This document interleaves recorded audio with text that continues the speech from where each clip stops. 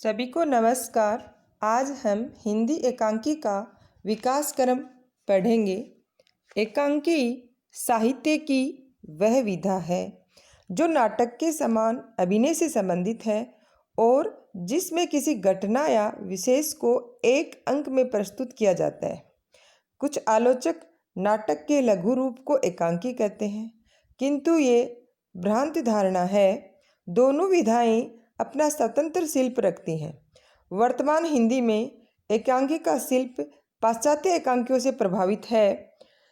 हिंदी एकांकी लेखन का सूत्रपात करने का श्रेय किस लेखक को मिलना चाहिए, ये एक विवादास्पद प्रश्न है। कुछ आलोचकों ने भारतेंदु बाबू हरिश्चंद्र की एक अंक वाली नाट्य कृतियों अंधेर नगरी, विशस्य विस्मोसदम और वेदिकी हिंसा हिंसा न भवती को हिंदी के प्रारंभिक एकांकी मानते हैं, किंतु ये उचित नहीं जान पड़ता, क्योंकि भारतेंदु जी की उक्त नाट्य कृतियाँ संस्कृत के एक अंक वाले रूपकों प्रहसन, भाण, विथि आदि के अधिक समीप हैं। डॉक्टर नगेंद्र हिंदी एकांकी का विकास श्री जयशंकर प्रसाद को देते हैं और डॉक्टर नगेंद्र जयशंकर प्रसाद की एक घूट एकांकी जो सन 1929 में लिखी गई थी, उसको हिंदी की प्रथम एकांकी मानते हैं। इस एकांकी में प्रणय और विवाह की समस्या को एकांकी की टेक्निक में प्रस्तुत किया है। डॉक्टर हरीशचंद्र वर्मा के अनुसार हिंदी में एकांकी परंपरा को विकसित करने का श्रेय डॉक्टर रामकुमार वर्मा को दिया जाता है और वो हिंदी का पहला एकांकी बादल की मृत्यु 1930 में प्रकाशित हुई थी, उसको मानते हैं। आज हिंदी साहित्य में एकांकी का विकास चरम सीमा पर पहुंच गया है। अनेक प्रकार के एकांकियों की रचना विभिन्न शैलियों में हो रही है। आधुनिक हिंदी एकांकियों को रूप के भेदों में विथि और प्रहसन आदि का विकसित रूप मान सकते हैं। इसमें कोई संदेह नहीं कि एकांकी लेखन की प्रेरणा अंग्रेजी साहित्य के संपर्क में आने से भारत को प्राप्त हुई है। हिंदी एकांकियों के विकास क्रम को हम अलग अलग भागों में विभाजित करते हैं, जैसे भारतेंदु कालीन प्राचीन ढंग की एकांकी, फिर हम द्विवेदी युग में द्विवेदी कालीन अपरिपक्व एकांकी, फिर प्रसाद युग आता है तब प्रसाद कालीन एकांकी प्रवृत्तियाँ यानी प्रसाद युग में अच्छी एकांकों का विकास हुआ है। प्रसादोत्तर कालीन कलात्मक एकांकी। इस तरह हम एकांकी के विकास को 4 भागों में हम बांट चुके हैं। प्रथम भाग है भारतेंदु कालीन एकांकी। अब हम देखते हैं कि भारतेंदु युग में किस तरह के एकांकी लिखे गए थे, उनकी क्या क्या विशेषताएं थी। भारतेंदु जी ने एकांकी के क्षेत्र में भी सराहनीय कार्य किया था। उन्होंने ओपेरा, व्यंग्य, गीति रूपक, नाट्य रासक, भाण आदि अनेक प्रकार के एकांकी रचे थे। उनके अनुवादित एकांकियों में भारत जननी एक सफल ओपेरा है। इसमें एक अंक ही नहीं, एक ही दर से भी है। इनका धनंजय विजय कंचन कवि रचित एक व्यायोग के आधार पर लिखा हुआ सुंदर एकांकी है। भारतेंदु जी के मौलिक एकांकियों में प्रेम योगिनी, भारत दूरदर्शा, नील देवी, प्रेम जोगनी, माधुरी आदि उल्लेखनीय है। भारतेंदु मंडल में भारतेंदु के अलावा अनेक एकांकीकार हुए हैं और उन्होंने अनेक एकांकियाँ लिखी हैं जो निम्नलिखित हैं।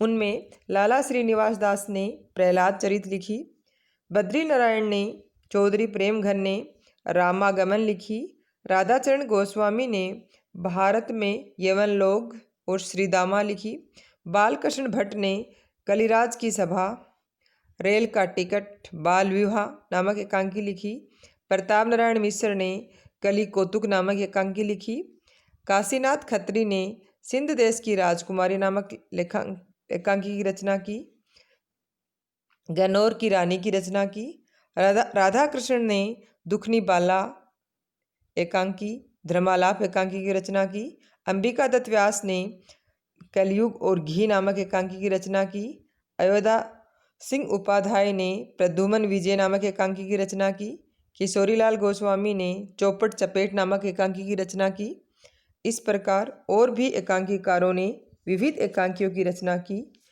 ये सब थे एकांकी ही, परंतु इनमें नवीन कला विकसित नहीं हो पाई, इसलिए इन्हें प्राचीन ढंग के एकांकी कहने के पक्ष में हैं। मैं उन विद्वानों से भी सहमत नहीं हूँ जो इन्हें एकांकी नहीं मानते हैं। साथ ही उनसे भी मेरा मत नहीं मिलता जो इन्हें शुद्ध एकांकी मानने के पक्ष में है। अब हम भारतेंदु युग के एकांकी और उनके एकांकीकारों को पढ़ चुके हैं। अब हम दूसरा जो भाग है हमारे एकांकी का, द्विवेदी युग। द्विवेदी युग के जो एकांकी थे वह अपरिपक्व एकांकी थे। इनमें क्या था, यद्यपि द्विवेदी युग के सूक्ष्म पांडित्यपूर्ण व्यक्तित्व ने रस धारा बहाने वाले नाटकों के विकास की धारा अवरुद्ध कर दी थी, किंतु कुछ कवि लोग पाश्चात्य एकांकियों से थोड़ा बहुत प्रभावित होकर एकांकी लिखते चले जा रहे थे। मतलब द्विवेदी युग में भाषा के सुधार पे, भाषा के परिष्कार पे अधिक बल दिया गया था, उसमें गद्य की रचना कम हुई थी। डॉक्टर गोविंद त्रिगुणात ने लिखा है कि पाश्चात्य एकांकियों से थोड़ा प्रभावित होते हुए भी इनके एकांकियों में कला रूप का कोई विकास नहीं दिख पड़ता है।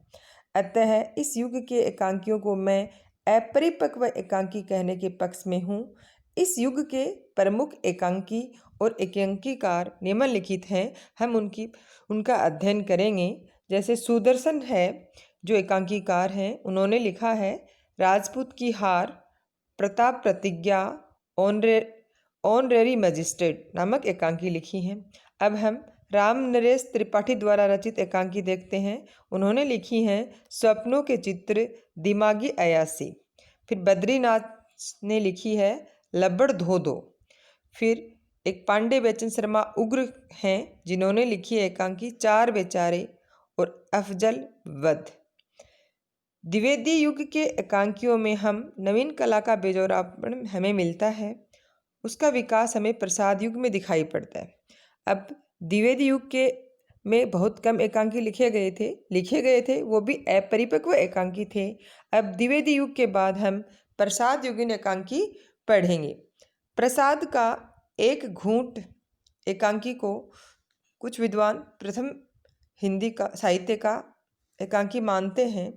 वैसे प्रसाद का एक घूंट नवीन एकांकियों का पहला अंकुर था। डॉक्टर जगन्नाथ ने इसे एकांकी रूप ही माना है। डॉक्टर नगेंद्र तो यहाँ तक कहते हैं कि एकांकी की आधुनिक टेक्निक का इस नाटक में सफल निर्वाह है। उन्होंने इसे हिंदी की प्रथम एकांकी माना है। मेरी अपनी धारणा है कि एक घूंट आधुनिक एकांकी के पल्लवित पादप का पहला अंकुर था, जिसमें उसकी कला के सभी लक्षण दिखलाई देते हैं, किंतु वह था अंकुर ही पल्लव नहीं। एक घूंट के सभी अंकुर फिर दिन प्रतिदिन पल्लवित होते गए।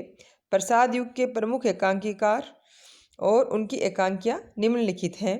उदयशंकर भट्ट ने कई एकांकी लिखी हैं, जैसे उनमें से उनकी है असहयोग और स्वराज्य, एक ही कब्र, दुर्गा, वार निर्वाचन। ये सब एकांकियाँ उदयशंकर भट्ट ने लिखी हैं। उसके बाद में भुवनेश्वर प्रसाद आते हैं, जिन्होंने श्यामा, एक साधु, दीन साम्यवादी और 8:15 बजे स्ट्राइक नामक एकांकियाँ लिखी हैं। उसके बाद में डॉक्टर रामकुमार वर्मा ने पृथ्वीराज की आंखें नामक एकांकी लिखी है। जगदीश चंद्र माथुर ने मेरी बांसुरी, बोहर का तारा, कलिंग विजय नामक एकांकी लिखी हैं। उपेंद्र नाथ एस्क ने पापी, लक्ष्मी का स्वागत, अधिकार रक्षक एकांकी लिखी हैं। इस युग में अनेक एकांकीकार हुए हैं और उन्होंने अनेक एकांकियों की रचना की है।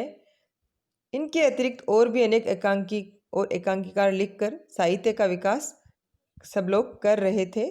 आज हम सिर्फ प्रसाद युगीन एकांकी तक ही पढ़ेंगे। अगली क्लास में हम प्रसादोत्तर कालीन एकांकियों का अध्ययन करेंगे।